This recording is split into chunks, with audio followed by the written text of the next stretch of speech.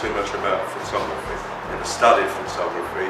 Didn't particularly want to be a photographer initially until I took LSD, picked up a camera, and then I thought, whatever, it was just fun. But I was at Cambridge studying modern languages and literature, and I picked up a camera on an acid trip, and somehow that led, and then someone gave me a £5 to shoot some local band, and I thought, well, that's £5 for that, that sounds good. And then Sid Barrett and Bowie, and it kept going. That tag, when my first book went out, I think it was in '95, some journalist in England came up with a headline, an article they wrote, and somebody else picked up on it, and then another person picked.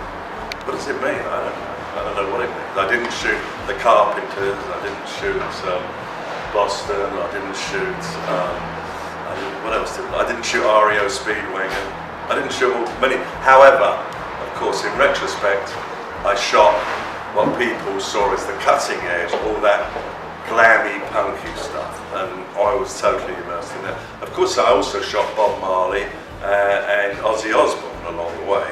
People want to see people like Sid Barrett, and David and Lou, and Iggy and Queen and Freddie and Debbie Harry and the Ramones and the Rocky Horror. So I suppose I was the man that shot the 70s in that sense.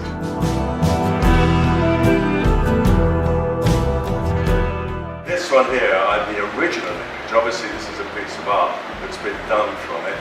That was like the one on the end, because they are both from the saxophone sessions. They were taken for the Pinups package, which I art directed.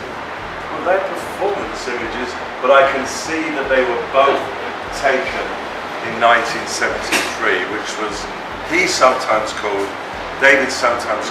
that phase Aladdin Sane, but really it's Ziggy Stardust Mark II. I mean, he would add and subtract and play day by day. I've actually got him in that 20-month period in, I think, 72 different outfits. He was always changing, tweaking, mutating. I mean, it was fascinating to watch him. But I love them. I think and they're not, there's plenty of t-shirts out there on David, but there's nothing like this. And the quality. Beautiful.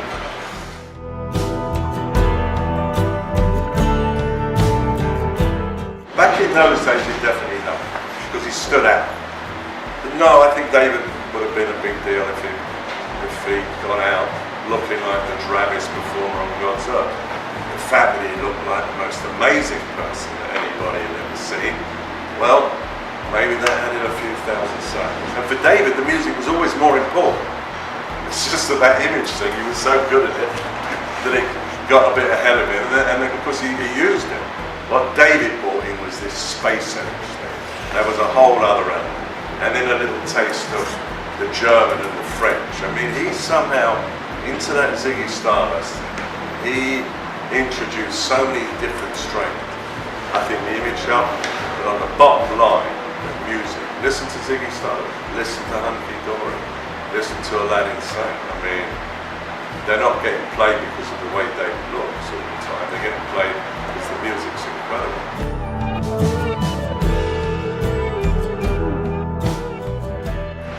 But let me say up front, in retrospect, the music always stood up, and it doesn't matter what he'd done, he would have ended up being a huge deal.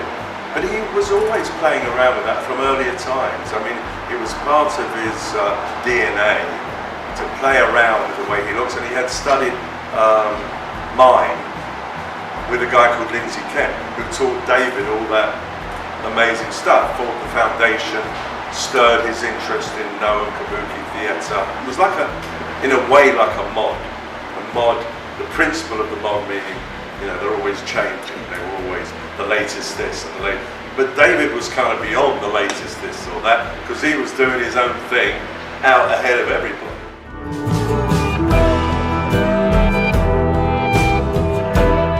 He was the master of ceremonies. Whatever he seemed to touch, happened. And it was all happening while he was creating his own career, while he was establishing himself. I don't know how he did it. He had a lot of bloody energy, I'll say that. And he was sharp, intuitive. You'd say something once to him, he'd pick up on it. And he was picking up from all over the place. I don't know where it came from. It's just the way David was. And of course it carried on and on and on and on. He could have walked around in fucking rags and he would have still looked amazing. He was just built for it and he had the right attitude. I mean, this is an extraordinarily gifted man. He taught me a fast trick because I liked to shoot. And that was always my modus operandi. 90% of the time I shot a lot of pictures when I shot. It's like the saxophone ones, we shot for an hour. And I shot, I would say, at least 8 rolls. This is wind on Hasselblad, 812s, 96.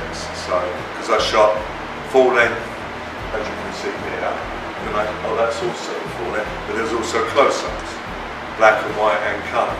Nowadays, bingo, I could shoot twice as many in that time, and wouldn't even have to think about black and white or colour because you just convert it.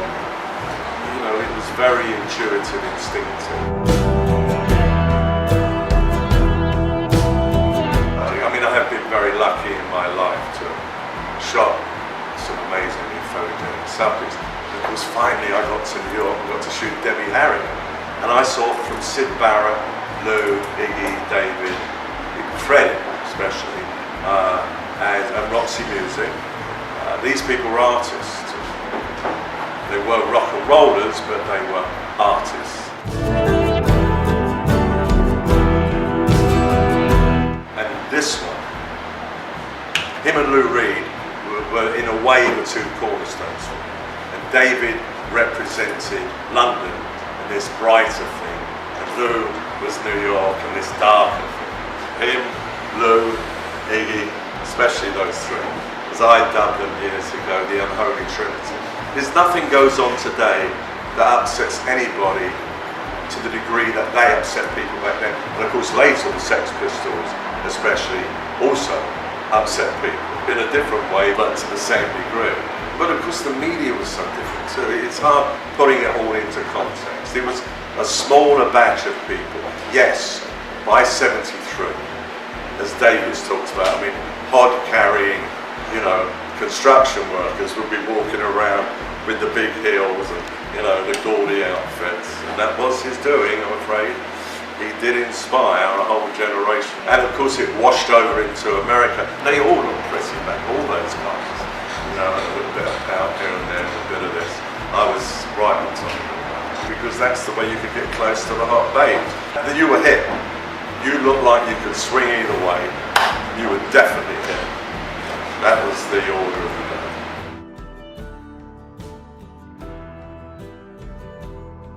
I tell you, the big difference was back then, yesterday's music was like yesterday's newspapers, and the pictures and the albums were regarded as being very disposable. The idea of classic rock or my pictures in museums and galleries, I mean, who wanted to be in a museum? And the whole point was you were an outsider, a rebel. You were on the edge. You were in the moment.